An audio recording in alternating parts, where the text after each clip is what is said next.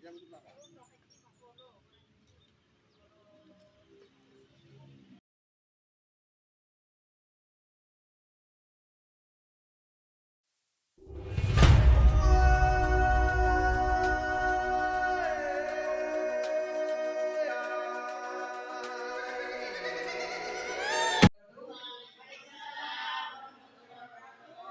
Salam sehat, salam bahagia buat kita semua.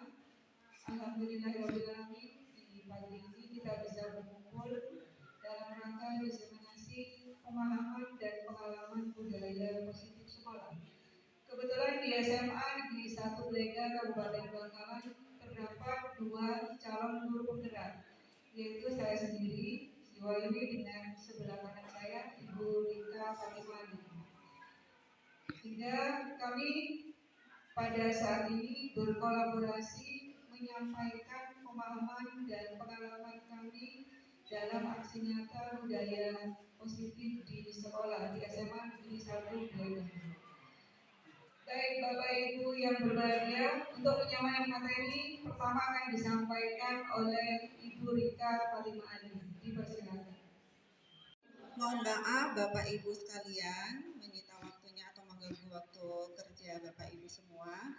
Di sini kami berdua akan memaparkan hasil dari pembelajaran kami dari PGP yang sudah kami dapatkan dalam 1 bulan. Nah, di sini kami akan mendiseminasi tentang budaya positif.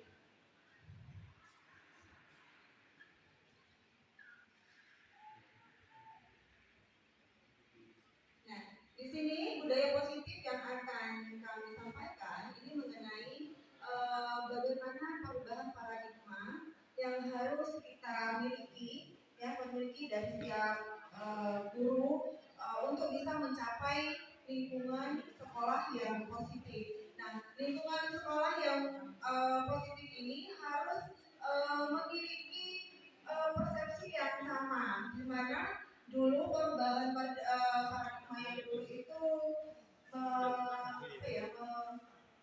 memfokuskan pada teori SR atau stimulus respon. Nah, sedangkan pada saat ini itu diharuskan untuk pada teori kontrol. Nah, di sini ada perubahan paradigma.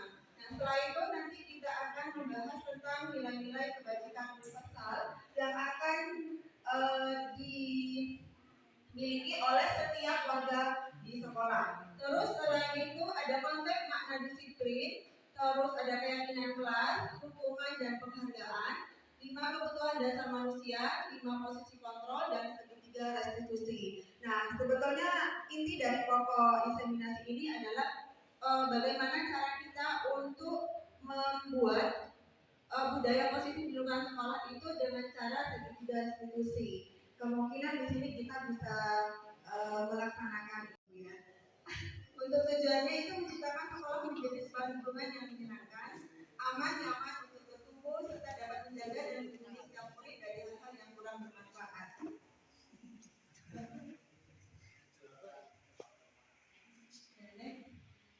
Untuk budaya positif, dulu ada pengertian umumnya. Nah, ini budaya positif merupakan kebiasaan nilai-nilai kebajikan dalam sebuah lingkungan untuk menciptakan suasana yang positif dan menyenangkan bagi semua warganya, sehingga dapat menciptakan kedamaian dan ketenangan. Untuk lingkungan sekolah, ingin saya buat pengertian khusus. Budaya positif itu kebiasaan diri yang mengandung nilai-nilai kebajikan dalam diri setiap warga sekolah untuk menciptakan lingkungan positif serta mendukung murid menjadi pribadi yang bahagia, mandiri, dan bertanggung jawab sesuai filosofi Ki Hajar Dewantara. Nah, di sini kita kan sudah menggunakan kurikulum merdeka, jadi diharapkan kita itu mampu menciptakan generasi-generasi atau siswa-siswa kita itu punya nilai-nilai kebajikan sesuai dengan apa yang diharapkan oleh Ki Hajar Dewantara, yaitu P3, profil pelajar Pancasila. Bagaimana cara untuk menciptakan budaya positif kita sebagai guru? Itu tadi saya sudah memberikan pemaparan sedikit. Pemahaman paradigma dari stimulus respon itu harus menjadi dua. Itu membuat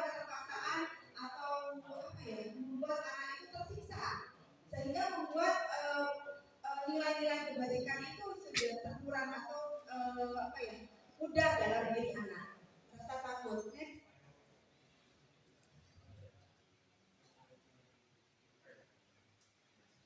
Efek ini barusan sudah saya jelaskan juga, efek pengaruh penerapan stimulus pada anak. Jika selalu sering diberikan penghargaan, dikasih pujian atau hadiah, maka setiap anak itu akan merasa ketergantungan. Jika ketergantungan, maka akan efeknya tidak ada motivasi intrinsik yang ada di dalam diri anak. Itu pengaruhnya. Next. Nah, di sini kita harus mengubah paradigma ya Bapak Ibu, dari teori SR stimulus respon menjadi teori kontrol. Nah, di sini artinya kenapa sih harus ke teori kontrol? Kita mengacu pada apa yang sudah diajar Dewan Karang memaparkan, bahwa pemegang dari sikap dan perilaku seseorang itu adalah diri kita sendiri. Jadi setiap insan, setiap manusia itu punya cara dia memanajemen dirinya sendiri, punya pemikiran sendiri, punya keinginan sendiri. Jadi mereka harus punya kontrol dirinya sendiri, bukan kita Bapak Ibu. Jadi apa yang diinginkan anak kita harus memfasilitasi, apa yang diharapkan oleh anak kita harus mengembangkan. Nah, seperti itu. Nah, nilai-nilai kebajikan merupakan fondasi perilaku sebagai kontrol dari setiap insan. Nah, ini nilai-nilai kebajikan universal yang secara umum sedunia ya Bapak Ibu. Jadi ini nilai-nilai yang sudah disepakati secara universal. Ada menghargai, empati, percaya diri, persahabatan, komitmen, keingintahuan, ada dermawan, toleransi, memberikan yang terbaik dari diri, keberanian, itu semua harus ada dalam diri anak. Next.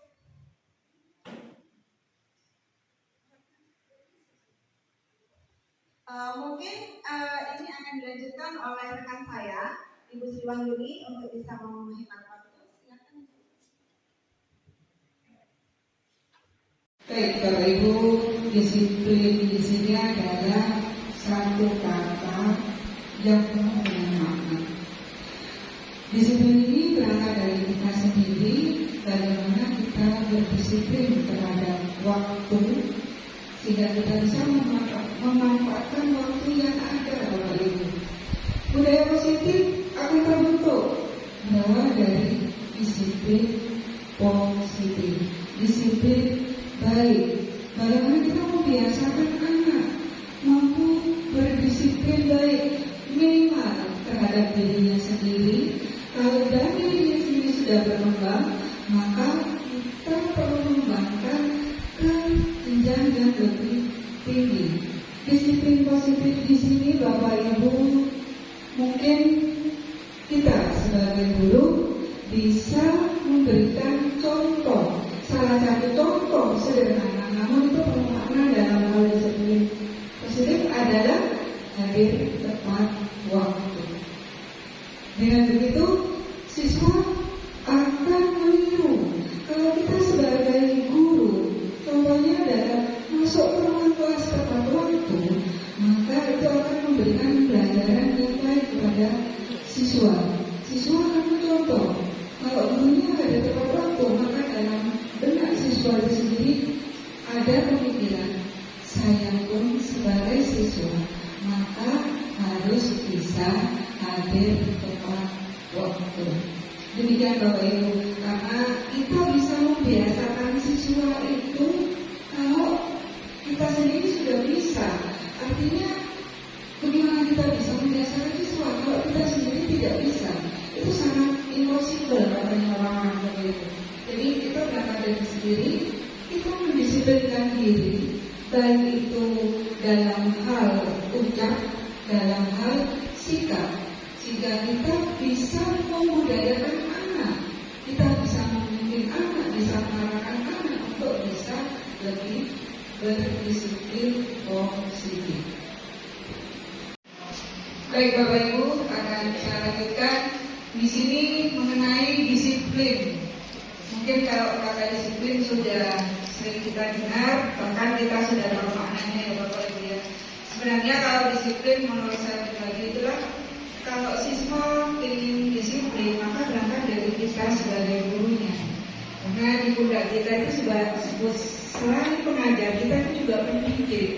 Jadi benar sekali kalau ada singkatan dari guru itu di buku dan ditiru. Saya pribadi, Bapak Ibu, kalau bercerita dari awal, saya sebenarnya tidak ada niatan jadi guru, tapi karena dorongan orang tua hanya jadi guru. Karena menurut saya itu berat menjadi guru. ATK sekonek salah, ada ngakak salah, jadi sebelah salah ya Bapak Ibu ya. Baik, disiplin di sini secara makna menjadi sesuatu yang dilakukan seorang pada orang lain untuk mendapatkan kepatuhan. Kita cenderung menghubungkan kata disiplin dengan ketidaknyamanan. Kita sendiri, kalau saya pribadi, saya tidak menyalahkan orang lain. Saya pribadi untuk bisa mendisiplinkan diri secara istiqomah itu masih berat Bapak Ibu. Karena apa? Contohnya mau berangkat pagi masih ada kendala. Itu saya pribadi. Mau masuk ke kelas tepat waktu, kadang masih dipanggil Pak Edi, kadang masih itu, jadi masih terasa berat. Oke, intinya kita sebagai guru, bagaimana kita mendisiplinkan anak harus berakar dari kita sendiri. Bismillah dari kita sendiri, baru kita bisa mengubah anak didik kita. Next word. Ini makna dari Diana Gosen yang bisa disimpulkan, seseorang yang memiliki disiplin diri berarti mereka bisa bertanggung jawab terhadap apa yang dilakukannya, karena mereka mendasarkan tindakan mereka pada nilai-nilai kebajikan bersosial. Bapak Ibu, kami belajar selama 2 bulan kurang lebih di PDP. Sebenarnya itu sudah sering kita lakukan dalam keseharian. Hanya saja kita belum tahu teorinya. Kalau kita melakukan keseharian, ada beberapa hal yang perlu kita koreksi. Oh ternyata saya salah. Oh ternyata saya kurang. Oh saya kelebihan saya begini. Setelah mengikuti PGP hampir 2 bulan, saya pribadi sadar bahwa seorang guru memang harus layak, pantas, mutlak digugur dan ditiru. Next word.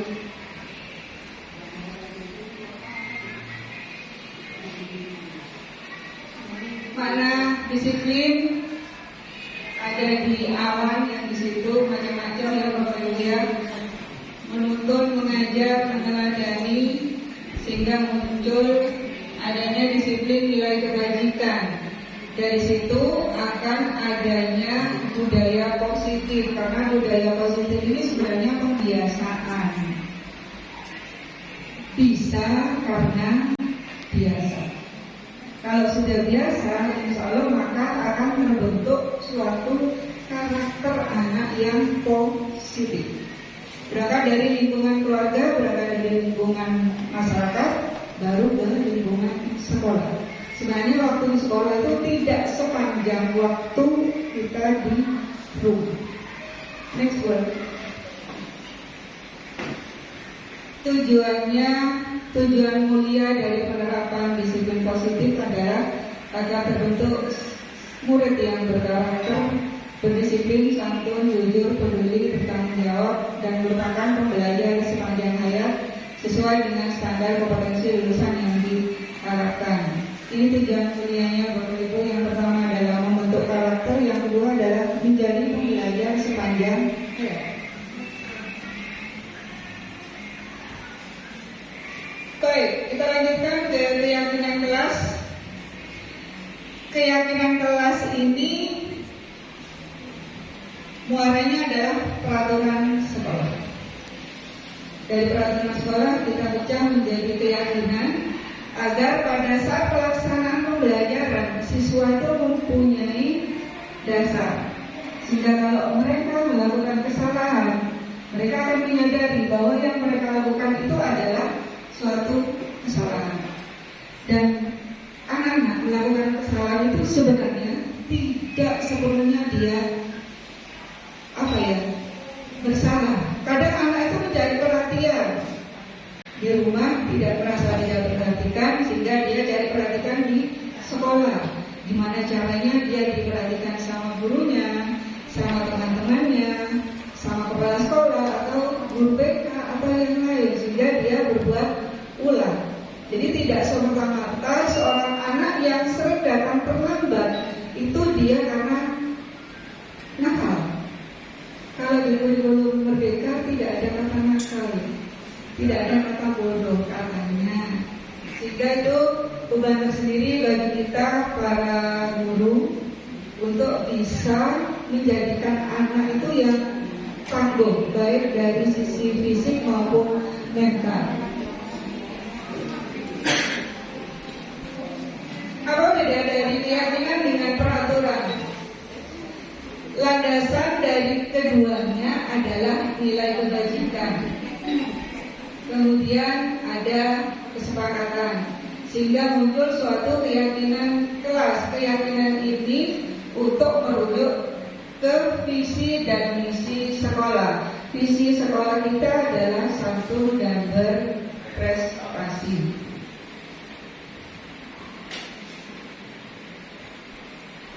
Ini bedanya ya Bapak Ibu. Kalau peraturan itu berarti dilarang ya, ada kata dilarang. Kemudian kalau keyakinan itu pernyataan positif, singkat, mudah diingat. Seperti contohnya ada di bawah Bapak Ibu. Kemudian Bapak Ibu, dalam penyusunan keyakinan kelas ini kita bisa melibatkan siswa. Di situ juga kita bisa sekaligus membahas tentang konsekuensi apa yang akan diterima siswa jika siswa tidak melaksanakan keyakinan atau tidak sesuai dengan keyakinan yang sudah disepakati. Di sini kenapa? Karena keyakinan tersebut sudah didasarkan dari siswa, maunya siswa sendiri, sehingga siswa akan lebih mengenal.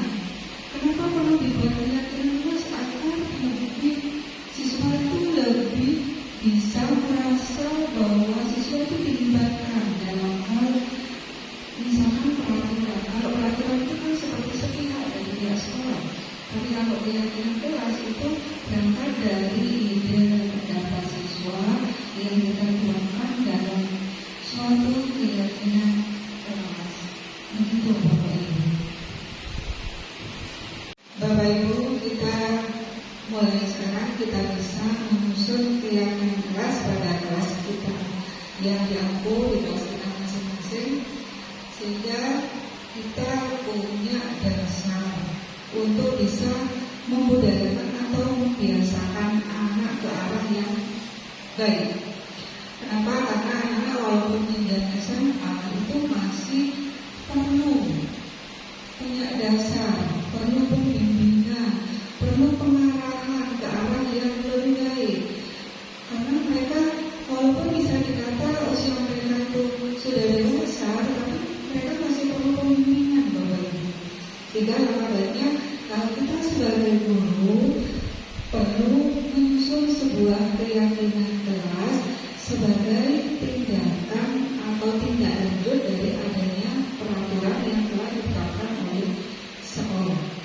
Karena sekolah membuat peraturan itu sebenarnya mengikat siswa, dan di situ kita lebih memperpanjang atau menindaklanjuti keberadaan peraturan itu dengan adanya suatu keyakinan kelas.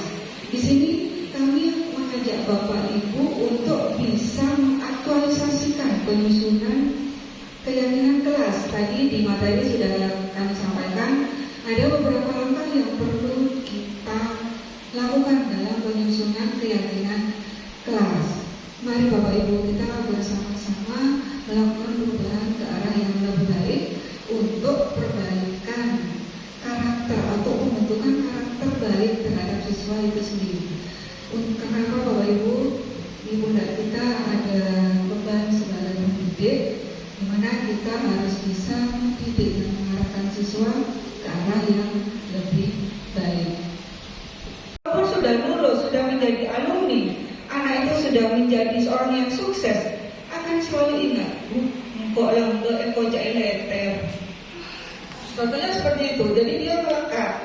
Jadi kalau fisik kita tambah berat, sakitnya hilang dan sudah hilang. Tapi tetap ada rasa dendam. Next word. Kalau dihukum oleh penghargaan itu menjadikan anak terbiasa, artinya saya akan datang tepat waktu biar dikasih hadiah, biar dikasih reward. Akhirnya kalau tidak dikasih reward, dia tidak mau datang tepat waktu. Jadi menjadikan anak itu yang tidak bagus juga. Oke, kita lanjut ke kebutuhan dasar manusia. Manusia hidup itu pada dasarnya mempunyai kebutuhan dasar yang harus dipenuhi. Yang pertama, bertahan hidup. Yang kedua, kasih sayang dan rasa diterima. Yang ketiga, pengakuan atas kemampuan. Yang keempat, kebebasan. Yang kelima adalah kesenangan. Saya rasa kita semua sudah melalui semuanya ya Bapak Ibu ya.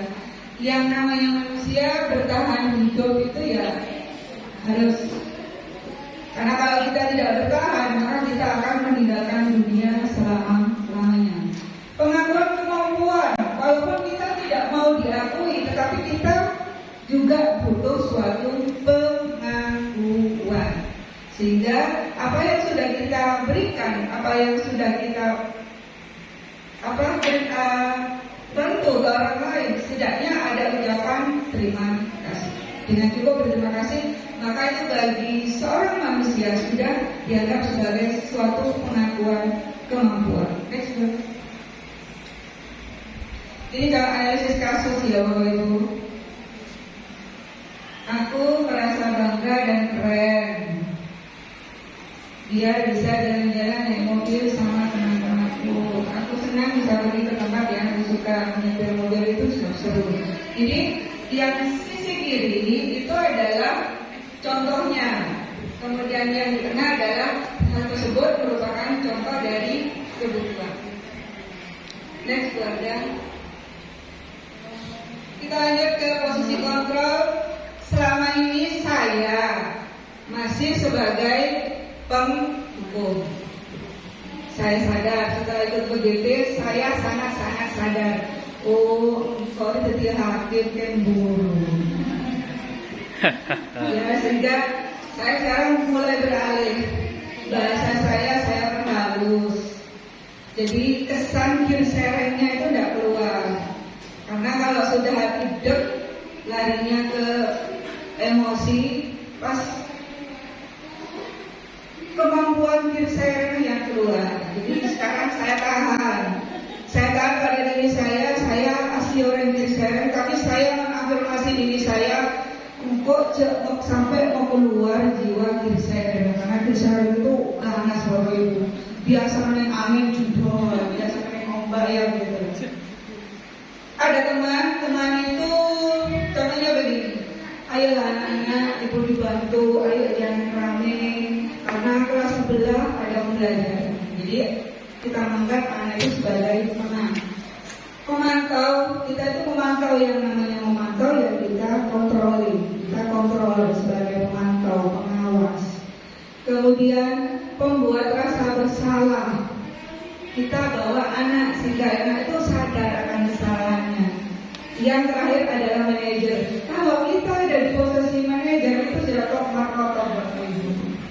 Artinya kita sudah benar-benar menjadi seorang guru. Kenapa? Karena saat manajer ini bisa dilalui dengan banyak. Kita bisa posisi seorang manajer.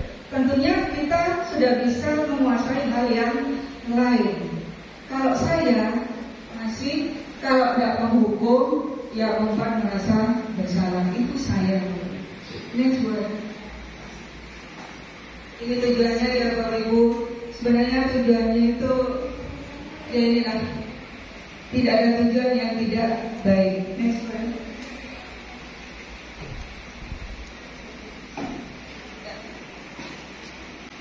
Ini yang terakhir ya Bu Rika ya, segitiga restitusi.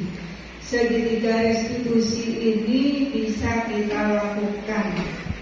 Yang pertama adalah validasi tindakan yang salah. Kita bertanya, kenapa datang terlambat?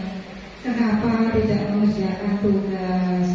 Kenapa tidur di kelas dan sebagainya. Kemudian menanyakan keyakinan. Kita menanyakan ke siswa, menurutmu sendiri dengan datang terlambat, apakah itu melanggar atau apakah itu sesuai dengan keyakinan kelas yang sudah kita sepakati? Contohnya seperti itu. Kemudian menstabilkan identitas. Menstabilkan identitas ini membesarkan hatinya siswa, Bapak Ibu. Satu contoh adalah seperti ini. Tenang aja, semua manusia mesti melakukan kesalahan. Namun kita sebisa mungkin harus memperkecil tingkat kesalahan, apalagi kesalahan yang sama. Dengan itu anak akan menyadari. Next word. Next word. Okay, next. Inilah langkahnya ya Bapak Ibu. Sebenarnya Bapak Ibu sudah melakukan, hanya saja mungkin secara teoritis belum memahami. Kalau kami yang ikut PGP, karena memang kami arahnya itu digembleng di sana, makanya kami paham teorinya ternyata. Baik Bapak Ibu, untuk segitiga restitusi di sini adalah kita itu mewawancari anak, menanyakan anak. Di sini ada 3 langkah yang sudah kami paparkan tadi. Dalam aksi nyata atau dalam pelaksanaan penerapan segitiga restitusi itu kita mengkaitkan antara keyakinan kelas yang sudah dibuat bersama-sama. Kita ajar, kita tanyakan siswa, apakah yang kamu lakukan itu sudah sesuai dengan keyakinan kelas yang sudah kita bentuk? Kalau yang dilakukan siswa itu belum sesuai, Bapak Ibu, maka siswa itu akan mengatakan, iya Bu, tidak sesuai, iya Bu, tidak sama, iya Bu, atau tidak apa. Artinya siswa akan sadar, menyadari dirinya bahwa yang dia lakukan itu tidak sesuai atau belum sesuai. Dengan begitu mereka akan tahu, oh iya, di awal pembelajaran dulu ada penyusunan keyakinan kelas.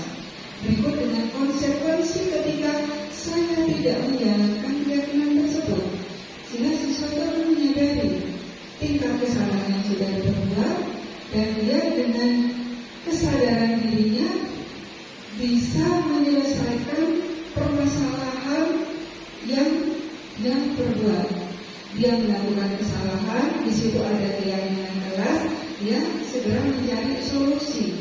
Nanti si anak itu akan sadar, dia akan mengatakan, oh iya Bu, tidak sesuai dengan keyakinan kelas, ada permohonan maaf, kemudian nanti, iya Bu, saya akan begini, saya akan begitu. Begitu Bapak Ibu. Jadi dalam menyelesaikan permasalahan siswa sudah tidak perlu lagi kita menghukum, apalagi menghukum secara fisik dan psikis.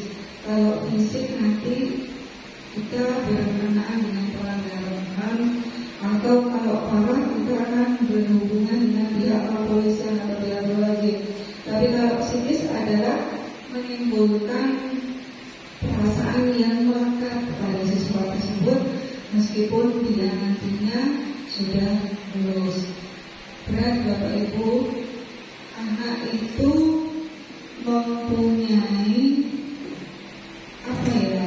dia itu punya perasaan yang kuat tentang apa yang sudah terjadi kepada dia. Dia itu akan selalu ingat, walaupun dia sudah nantinya sudah lulus, sudah kuliah, bekerja dan sebagainya, dia masih ingat. Apalagi ketika berpapasan dengan guru tersebut ataupun yang melewati depan sekolah kita, dia dapat ingat, oh iya, saya dulu pernah diberikan, saya dulu pernah diberikan. Mungkin kalau zaman dulu kita bisa melakukan hukuman terhadap siswa itu. Tetapi karena sekarang perbedaan zamannya sudah jelas, anak itu daya berontaknya tinggi, daya ininya tinggi, sehingga kalau kita hukum maka dia bisa jadi akan melawan. Kalau siswa itu melawan, itu akan membuat diri kita semakin sakit hati. Demikian Bapak Ibu, kita perlakukan anak didik kita itu seperti anak kita sendiri. Mereka kita sayangi. Insya Allah kalau kita ikhlas menyayangi mereka, maka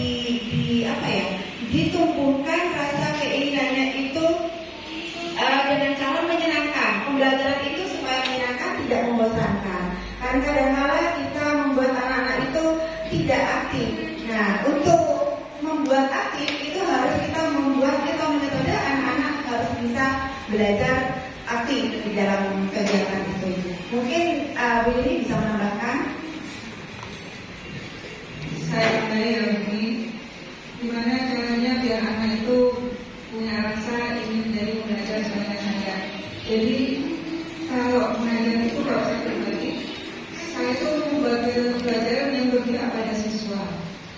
Kalau saya jadi di SMA, ya disesuaikan dengan kodrat alam dan kodrat zaman siswa itu sendiri. Kalau siswa SMA kan dia sudah yang namanya IT sudah oke, sehingga saya menggunakan IT dalam pembelajaran dan melibatkan siswa secara mandiri, dan posisi saya di situ adalah sebagai fasilitator. Jadi hanya sebagai mengarahkan. Kemudian saya menggunakan aplikasi yang lagi up to date. Kalau sekarang adanya aplikasi TikTok, saya menggunakan TikTok. Di situ adalah anak-anak membuat video refleksi materi, membuat video di TikTok, kemudian dia mengunggahnya di TikToknya dia pribadi, kemudian di situ dia nge-tag TikToknya saya.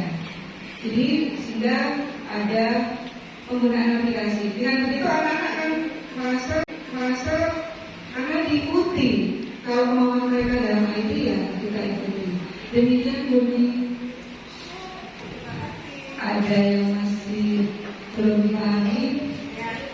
Sudah Bumi? Ya, terima kasih. Silakan buat dulu boleh kan ya Bumi.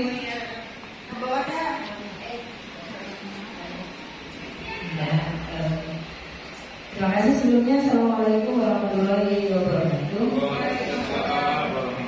Sangat menarik sekali budaya positif ini, itu bagaimana diterapkannya di sekolah kita. Yang saya tanyakan adalah bagaimana, apakah ibu-ibu calon guru penggerak ini sudah menerapkannya dalam aksi nyata. Nah, mungkin bisa diceritakan tahapannya, terus kendalanya dan hasilnya. Syukur-syukur kalau ada gambarnya, fotonya, gitu. Ya, itu akan lebih asik kayak gitu mungkin. Terima kasih. Assalamualaikum warahmatullahi wabarakatuh. Baik, terima kasih Warga. Alhamdulillah. Setiap beda-beda karakter, beda-beda cara. Terima kasih Bu Ada atas pertanyaannya. Nah, semuanya sih beliau sebagai guru pasti mempersiapkan semuanya sebelum melakukan kegiatan belajar mengajar. Yang pertama memang perangkat yang diutamakan kan Bu ya. Nah, selain itu kita juga harus menguasai karakter dari setiap anak didik kita. Jadi kalau anak didik kita itu bermacam-macam, jadi kita harus memberikan patokan bahwa anak ini heterogen. Nah, ini kita memang harus membuat kelompok yang heterogen. Jadi ada satu kelompok ini, seperti itu. Nah, untuk metode itu memang harus disesuaikan dengan keinginan atau hasrat anak. Nah, sesuai dengan apa yang kita awal itu bagi ajar dewasa, itu memang kodrat anak itu harus berpengaruh dari metode yang akan kita gunakan.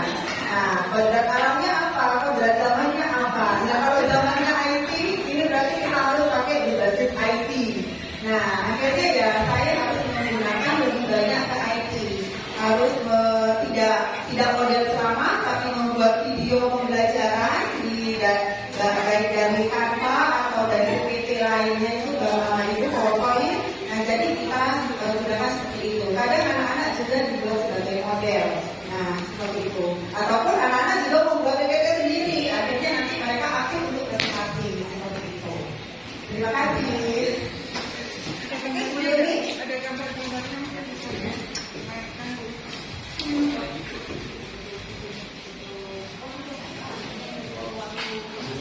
Foto-foto aplikasinya sama.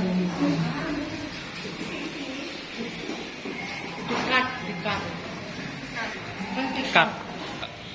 Berikut ini adalah nyata saya yang selama saya menjadi seorang guru di tempat educasi berbeda. Nah, tanpa nyata itu saya membuat perencanaan. Di sini perencanaan ini saya harus membuat perangkat atau bahan-bahan yang harus saya siapkan untuk bisa mengajar dan menumbuh kembangkan minat anak sesuai kodratnya. Nah, di sini setelah perencanaan selesai, saya harus membuat persiapan bahan-bahan yang harus saya gunakan dalam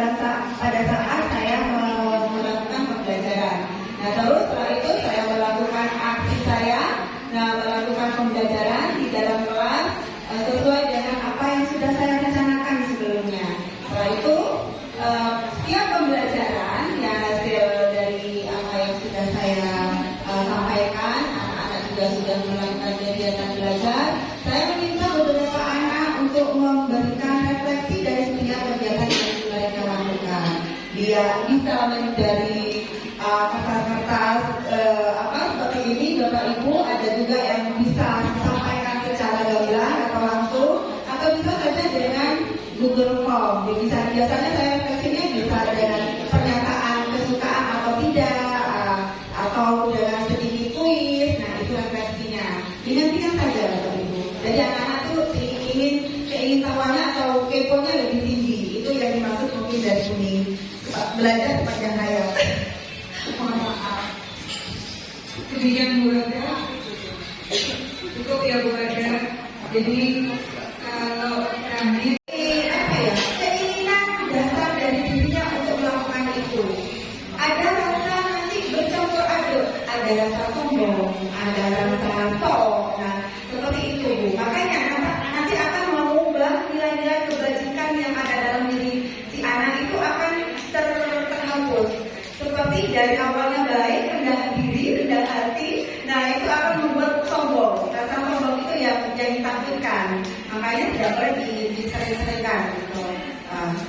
Terus di sini, jika anak itu sering mendapatkan penghargaan, kalau waktu tidak dikasih penghargaan, dia akan kecewa dan sakit hati, dan akan membuat anak itu akan frontal. Awalnya dia bagus bisa menjadi buruk tingkah lakunya, dan efeknya juga kepada gurunya.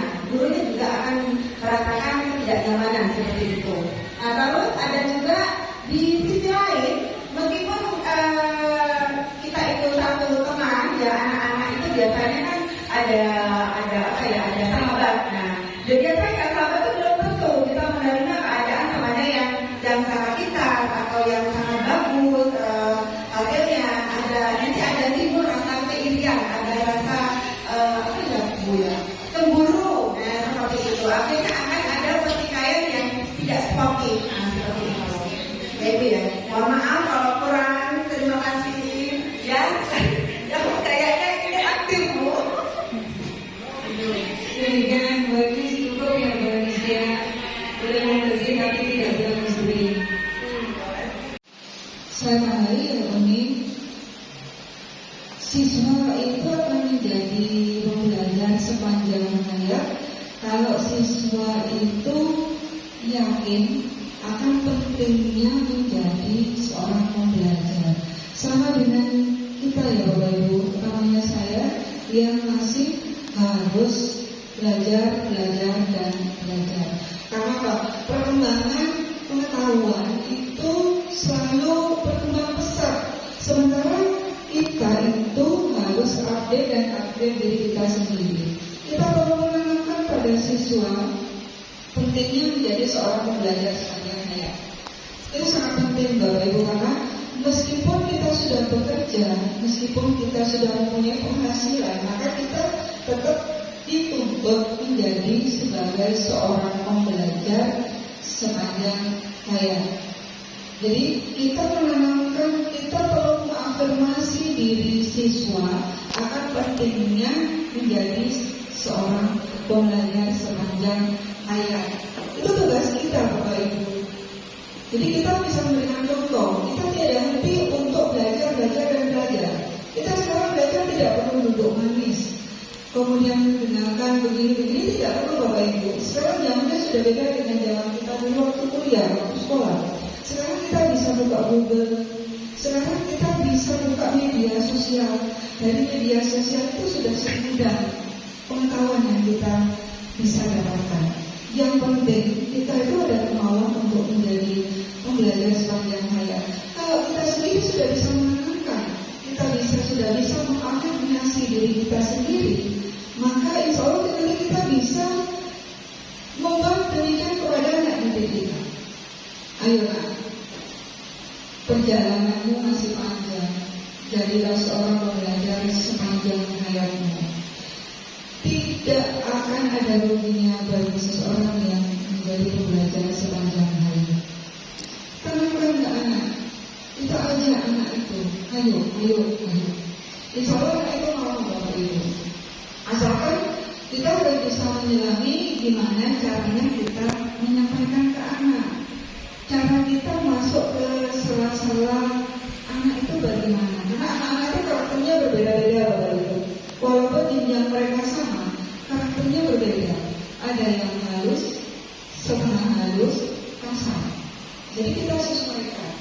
kalau kita menyamakan mereka, cara menyampaikannya kita buat sama, itu susah. Kita susah, mengafirmasi anak itu susah. Jadi kita perlu memberikan pemahaman kepada anak sesuai dengan karakter mereka masing-masing. Begitu tambahan dari saya ini, semoga ini bisa menambah tekad Bapak Ibu untuk bisa mengajak anak didik kita menjadi pembelajar sepanjang hayat.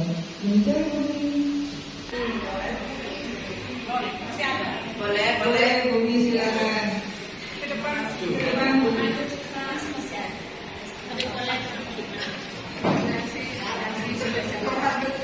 Terima kasih. Yang ingin saya tanyakan, ini kan saya sebentar lagi akan menghadapi siswa baru. Langkah awal apa yang harus saya lakukan dalam menghadapi siswa? Apa ya nanti di kelas untuk menerapkan budaya positif terhadap siswa saya? Itu langkah awal apa yang harus saya lakukan budaya positif itu aja. Makasih. Assalamualaikum warahmatullahi wabarakatuh. Baik, apa yang harus dilakukan ketika awal dari siswa baru yang karakternya kita belum tahu, terus background sekolahnya dari berbagai sekolah, kemudian background lingkungannya juga beragam. Baik, Bu Rika, menjawab kata Baik bantu ya Ibu ya. Karena aku bukan guru super. Hanya menjawab sesuai pemahaman kami. Kita mohon maaf Bu ya, kita di sini kan sudah berada di wilayah tengah. SMK Negeri 1 Beda ada di beberapa kecamatan ada di tengah. Nah sekitar ada 5 kecamatan yang di sekitar Beda. Nah di sini kita mendatangkan siswa baru dari berbagai kecamatan, dari berbagai kelurahan yang berbeda dan mempunyai karakter yang berbeda, latar belakang background keluarga yang berbeda, semua ekonomi juga berbeda. Itu juga pengaruh kepada karakter setiap anak. Nah, ini juga kodrat alam Ibu ya. Sedangkan kalau kodrat zamannya semua anak punya hati. Nah, seperti itu. Mereka juga punya mumpuni dalam bidang IT-nya. Nah, untuk itu apa yang harus kita lakukan? Yang pertama, kita sekolah kan sudah sudah melakukan tes diagnostik ya Ibu ya. Nah, itu salah satu, bukan satu-satunya, cuma salah satunya. Nah, untuk lebih dikembangkan itu dari kita sebagai guru, kita melihat anak itu kan biasanya perkenalan anaknya dari mana. Oh, biasanya karakter orang gadis seperti ini, orang modul seperti ini. Nah, biasanya kita tanya gurunya orang tuanya kerja apa nak? Nah, seperti itu. Kita secara klasikal aja dulu seperti itu Ibu. Nah, setelah itu, kalau maaf Bu ya, kalau saya kemarin itu membuat kesepakatan kelas dulu, ya. Dari sekian banyak anak itu saya membuat kesepakatan kelas. Nah, sudah saya membuat kesepakatan kelas. Setelah itu saya merangkum keyakinan kelas. Nah, jadi keyakinan kelas itu pengarahnya sumbernya itu memang dari peraturan. Nah, jadi apa yang sudah diatur di sekolah kita bisa menyepakati bersama anak-anak dari ini. Nah, seperti itu. Nah, untuk selebihnya mungkin juga sudah lebih paham. Baik, Bumi sudah dijelaskan oleh Bu Rika. Saya tambahin, kalau kita menghadapi anak yang berbagai karakter, yang pertama adalah kita harus memahami. Kemudian kita ajak anak maunya apa, sama setahun ke depan dalam kebersamaan itu apa. Jadi kita buat seperti semacam kita ambil kertas yang apa namanya detail warna-warni. Nah, seperti itu ya. Silakan ditulis. Kalian maunya apa selama setahun ke depan dalam kebersamaan di kelas E10 sekian misalkan. Itu kan nanti beragam Bu. Nanti macam-macam. Setiap anak minimal menuliskan satu keinginan, satu kemauan. Nah, dari situ Bumi bisa mengelompokkan keinginan yang dikelompokkan di A itu apa saja, yang B apa saja, yang C apa saja. Jadi dari keinginan anak kita perlu anak itu arahnya kemana. Berarti dari keinginannya harus dibahas nanti. Kenapa Bu? Dari keinginan anak itu harus Iya, ya dijadikan keyakinan kelas yang muaranya adalah dari peraturan. Sehingga nanti akan membentuk keyakinan kelas dan ada konsekuensi apabila keyakinan itu dilanggar sendiri oleh siswa, tidak dilakukan atau melanggar. Jadi seperti itu ya Bu. Kalau mau lebih oke sampai kapanpun dia dalam terus tadi akan menurut diri. Biasakan kita lanjut atau belajar atau berikut sekarangnya Mayu. Kalau kita sudah tahu, sudah nanya, terus kita aja Mayu apa? Mayu, kita aja anak itu kita aja. Ya memang agak berat kalau itu kita kontrolnya harus lebih sering. Kita telepon, kita begini, dan jangan lupa bahwa itu yang terakhir adalah kita mendoakan anak tersebut semoga Allah memberikan hidayah dan membuka mata hatinya untuk bisa lebih baik dari yang sebelumnya. Itu jurus aku yang terakhir. Kenapa? Kalau saya pribadi, saya takut bercerita pada sesama manusia, hanya saya ceritanya sama Allah. Dan jawabannya bukan langsung iya, pokok langsung tidak, tapi Allah akan mengarahkan kemana hati akan berbicara. Mungkin dulu. Mungkin mereka memang Sebetulnya apa yang sudah disampaikan sama itu sudah benar betul. Yang memang sulit kalau dalam kondisi orang tua itu tidak ada di rumah.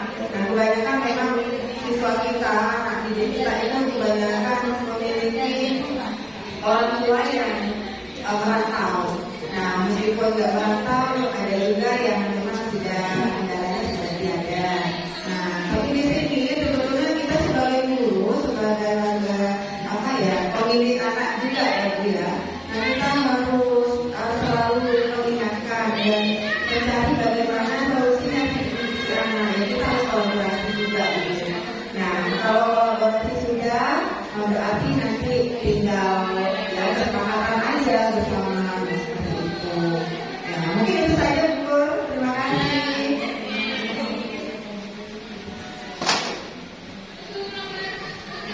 Demikian Bapak Ibu, kita berbagi pemahaman, kita berbagi pengalaman, dan saya yakin bahwa Bapak Ibu ketika pengalaman adalah sangat jauh dari saya atau dari kami. Cuman di sini kami selama 2 bulan dilepas secara teoritis di PBB. Terima kasih atas perhatiannya, terima kasih atas waktunya. Marilah kita Saatnya meraih mimpimu, arahkan pandangan ke depan, Tuhan kan menuntutmu. Sadarilah masa berganti.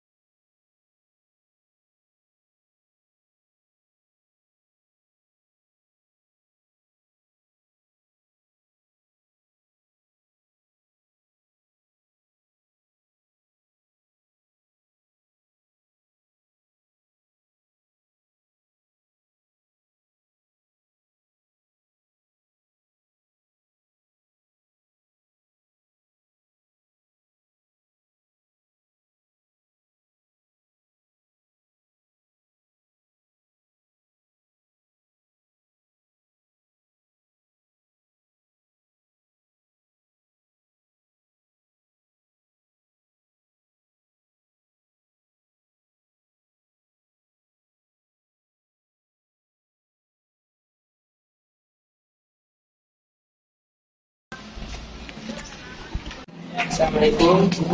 Waalaikumsalam. Silakan duduk. Baik, tahu kenapa Ibu panggil? Belum tahu. Oke, kemarin masuk. Oh, iya Bu, masuk kenapa ya Bu? Iya, kalau kemarin masuk itu mengerjakan tugasnya Ibu kemarin. Belum. Oh iya Bu, belum. Maaf Bu. Baik, semua orang punya kesalahan. Setiap orang melakukan kesalahan, termasuk Ibu juga. Namun Ibu yakin sampean tidak mengerjakan tugasnya Ibu kemarin itu karena ada alasan. Kira-kira kenapa tidak mengerjakan tugas? Oh iya Bu, maaf ya, karena saya tadi malam ada acara manten salah satu saudara saya sampai jam 12 malam. Jadi akhirnya saya saat pelajaran itu jadi ngantuk. Oh begitu, sampean ngantuk sehingga tidak mengerjakan tugas. Sampean masih ingat keyakinan kelas kita? Masih Bu. Kalau masih ingat, kira-kira yang sampean lakukan itu sudah sesuai dengan keyakinan kelas atau belum? Belum. Kalau menurut sampean, keyakinan kelas yang mana? Selalu bertanggung jawab Bu. Oke, benar, selalu bertanggung jawab. Kalau sampean sudah tahu, apakah sampean sudah punya solusi untuk kesalahan yang sudah sampean lakukan? Iya Bu. Yang pertama saya akan mengumpulkan tugas dari Ibu. Yang kedua saya tidak akan tidur terlalu malam lagi. Dan ketiga saya akan mengerjakan tugas dari Ibu dan akan saya kumpulkan besok. Baik, terima kasih atas apresiasinya dan tanggung jawabnya, dan minta tolong nanti jika ada tugas baik mata pelajarannya Ibu atau yang lain silakan dikerjakan walaupun ngantuk. Karena apa? Di jam sekolah itu tanggung jawabnya sampean adalah masih sebagai siswa yang punya kewajiban untuk menjalankan semua pembelajaran yang ada. Baik, terima kasih. Silakan kembali melanjutkan istirahatnya sebelum bel masuk kelas berbunyi. Oke? Terima kasih. Silakan. Sama-sama. Assalamualaikum. Waalaikumsalam.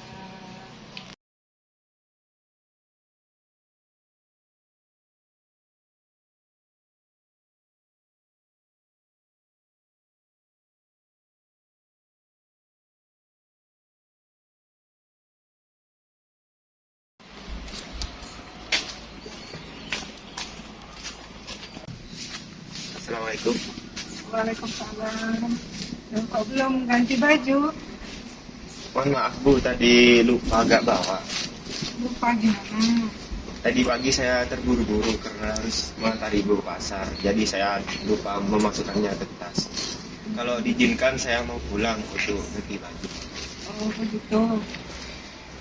Lupa itu lumrah, hampir semua orang juga lupa, termasuk Ibu juga kadang lupa. Tapi yang penting lupa itu tidak disengaja. Kalau disengaja itu kan beda ceritanya. Tapi sampean tahu ya, dengan keyakinan kelas kita, kalau di luar jam pelajaran olahraga itu keyakinan kelasnya gimana? Ya. Paham?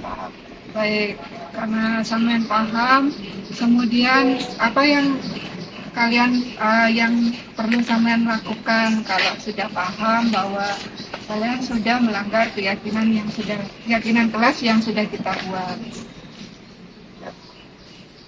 Baik, menurut Ibu tidak usah pulang, karena kalau pulang nanti butuh waktu yang agak lama. Silakan tetap pakai seragam olahraga, kemudian silakan nanti ikut pelajaran ekonomi, karena sebentar lagi jam pergantian kelas akan berbunyi. Tapi untuk berikutnya tolong diingat-ingat ya, jangan sampai lupa. Malamnya bisa dimasukkan ke tas sehingga pagi bisa langsung dibawa. Ya Bu, insya Allah saya akan ingat-ingat untuk masukannya pada malam hari. Ya sudah, silakan kembali ke kelas karena sebentar lagi bel pergantian jam sudah berbunyi. Terima kasih kalau Mas Afwan sudah paham akan kesalahannya yang tidak sesuai dengan keyakinan kelas yang sudah kita buat. Baik, terima kasih. Silakan Ya. kembali ke kelas ya. Ya.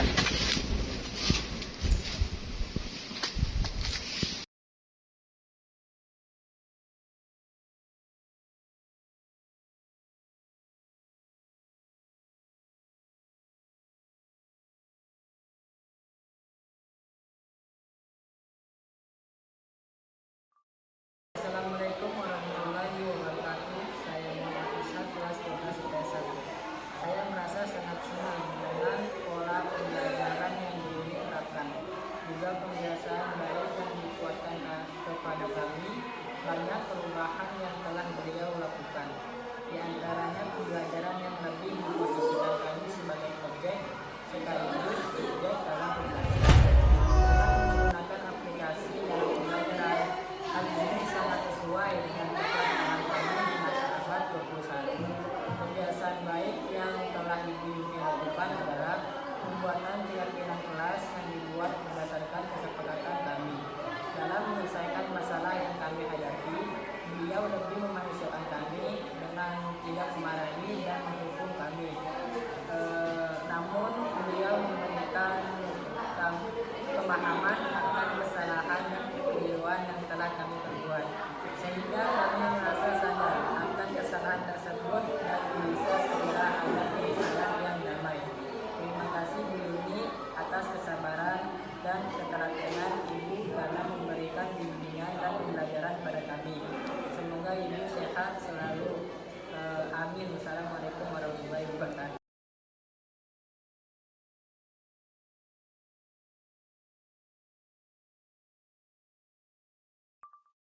Assalamualaikum warahmatullahi wabarakatuh. Saya Aufal Maromi dari kelas 12 IP 1. Saya merasa senang dengan pola pembelajaran dan pembiasaan baik yang telah Ibu Yuni lakukan terhadap saya dan teman-teman. Banyak perubahan yang telah beliau lakukan, diantaranya pembelajaran yang berpihak pada kami selaku siswa. Dengan menggunakan media pembelajaran yang berbasis IT, hal ini sangat sesuai dengan kodrat alam kami di masa abad 21. Pembiasaan baik yang telah Ibu Yuni lakukan adalah perbuatan yang dibuat berdasarkan kesepakatan beliau dan kami. Dalam menyelesaikan masalah yang kami hadapi, beliau memanusiakan kami dengan tidak marahi dan menghukum kami. Namun beliau memberikan pemahaman akan kesalahan dan kekeliruan yang